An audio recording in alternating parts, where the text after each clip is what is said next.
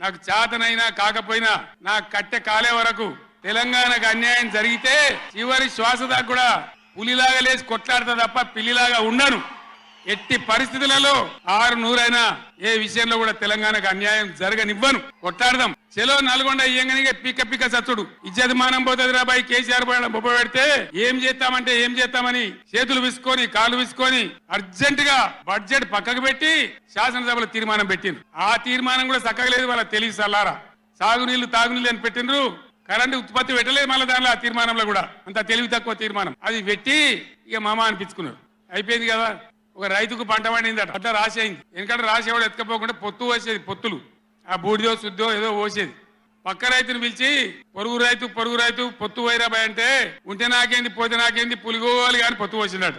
వీళ్ళది ఏం పోతుంది? వాళ్ళకి కావాలి పదవులు, వాళ్ళకి కావాలి పైరవీలు, వాళ్ళకి కావాలి డబ్బులు తప్ప ప్రజల హక్కుల గురించి లేదు.